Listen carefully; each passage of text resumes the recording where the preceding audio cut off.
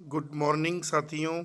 मैं doctor Zakir Hussain online classes के क्रम में आज हम मुग़ल बादशाह तथा भारतीय इतिहास के महानतम शासकों में से एक अकबर महान अर्थात शहंशाह अकबर के बारे में चर्चा करेंगे। इनका शासन का समय 1556 से 1605 के मध्य था, जो संपूर्ण मुगल काल में सर्वाधिक लंबे समय तक शासन करने वाले बादशाह थे। लगभग 50 वर्ष। ये माना जाता है कि जब उन्होंने अपने शासन के 50वें वर्ष में प्रवेश किया था, तो इसकी स्मृति में चांदी के रामसिया, जिस पर भगवान श्री राम तथा सीता का के चित्र का अंकन था, को जारी किया गया था। साथियों, अकबर का जन्म 15 अक्टूबर 1542 को सिंध प्रांत के अमरकोट के शासक सोढ़ा राजपूत वीरसाल के दरबार में हुमायूं की पत्नी हमीदा बानो बेगम, जो कि हुमायूं के भाई हिंदाल के गुरु शेख अली अकबर जामी की पुत्री की गोद कोख से हुआ था। साथियों, हमीदा बानो बेगम शिया थी, जबकि उनके पिता शेख अली अकबर जामी सुन्नी थे। माना जाता है कि जब इनका जन्म हुआ था, तो इनके पिता हुमायूं के संघर्ष का वह निम्नतम दौर था, क्योंकि अफ़गान शासक शेरशाह सूरी से पराजित होकर वह बहुत ही निराशा के वातावरण में सिंध होते हुए ईरान जा रहे थे। तो ये माना जाता है कि उनके जन्म के समय हुमायूं के पास खुशियां मनाने के लिए लगभग कुछ नहीं था। साथियों, अकबर के संरक्षक बैराम खां थे। संरक्षक को अतालिक भी कहा जाता है, और ये माना जाता है कि अकबर का राज्याभिषेक 13.5 वर्ष की आयु में 1556 में उन्होंने ही पंजाब के गुरदासपुर ज़िले के कलानौर नामक स्थान पर किया था। ये भी माना जाता है कि यद्यपि अकबर के शिक्षक अब्दुल लतीफ़ थे, लेकिन अकबर को अक्षर ज्ञान नहीं था। फिर भी फारसी सुलेखन की नस्तालिक लिपि अकबर को बहुत पसंद थी। अकबर का प्रिय वाद्य यंत्र नगाड़ा था। साथियों, अकबर का आरंभिक जीवन बहुत ही डिस्टर्ब रहा। यद्यपि इस काल में अकबर को पालने वाले या रखने वालों में शिया, सुन्नी, हिंदू और लगभग सभी धर्मों के लोग थे, इसलिए अकबर के व्यक्तित्व पर इन सब का बहुत प्रभाव पड़ा।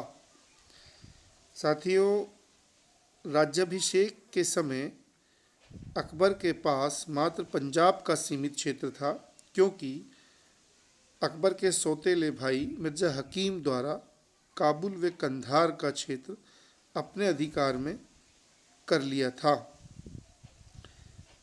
ईरानी मूल के शिया बैराम खां, जो अकबर के संरक्षक थे, ने पानीपत के द्वितीय युद्ध में हेमू को कड़े संघर्ष में जब पराजित किया, तो अकबर द्वारा दिल्ली और आगरा पर अधिकार करने का उल्लेख है।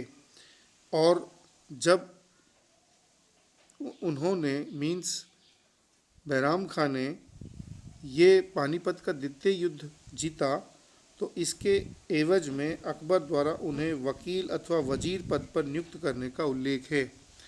लेकिन कुछ समय बाद ही अकबर एवं बैराम खां के मध्य अविश्वास तथा एक मनमुटाव के नवीन दौर की शुरुआत हुई, जिसमें अकबर की धायमा महामनगा की बड़ी भूमिका थी।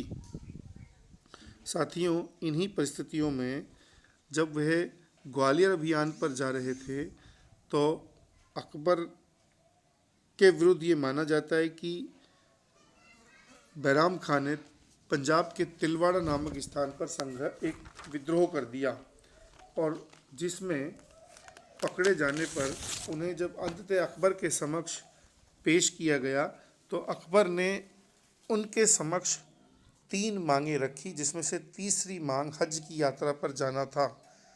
स्वाभिमान के धनी बैराम खां ने तीसरी शर्त को मानते हुए जब हज की यात्रा शुरू की तो गुजरात के पाटन नामक स्थान पर एक अफ़गान युवक मुबारक खां द्वारा उनकी हत्या कर दी गई, और ये माना जाता है कि उनकी हत्या के षड्यंत्र हाजी खां मेवाती ने रचा था। साथियों, जैसे ही बैराम खां की हत्या की गई या उनसे अकबर की मुक्ति हुई तो 1560 से 1562 का पीरियड ब्रिटिश इतिहासकार एवं ब्यूरोक्रेट विंसेंट आर्थर स्मिथ ने अपनी पुस्तक अकबर द ग्रेट मुगल में धायमा महामनगा, उनके पुत्र आदम खां तथा अन्य के सहयोग के अथवा प्रभाव के कारण उसे तथाकथित पेटीकोट अथवा हरम का शासन अथवा पर्दा शासन की संज्ञा दी है। और ऐसा माना जाता है कि अकबर ने 1560 में महामनगा को वकील पद पर भी नियुक्त किया। साथियों, संपूर्ण मुगल काल में वकील अथवा वजीर पद पर नियुक्त होने वाली महामनगा एकमात्र महिला थी। लेकिन 1561 में जब अकबर द्वारा शमसुद्दीन अतका खां, जिनके लिए कहा जाता है कि उनके पिता अर्थात हुमायूं को एक युद्ध के समय उन्होंने गंगा की सहायक नदी में डूबने से बचाया था, तो फिर उनके एवज में और उनकी पत्नी जीजी अनगा द्वारा अकबर को दूध पिलाने के एवज में जब वकील पद पर नियुक्त किया तो प्रतिक्रिया में महामनगा के पुत्र आदम खां द्वारा 16 मई 1565 में भरे दरबार में शमसुद्दीन की हत्या कर दी। साथियों, आदम खां एक निकृष्ट तथा नकारात्मक लेकिन महत्वाकांक्षी व्यक्ति था। उक्त परिस्थितियों में अकबर द्वारा न केवल आदम खां की हत्या कर दी गई, क्योंकि उन्होंने 2 बार उसे कंगूरे से ऊपर ले जाकर नीचे फेंका। तो साथियों,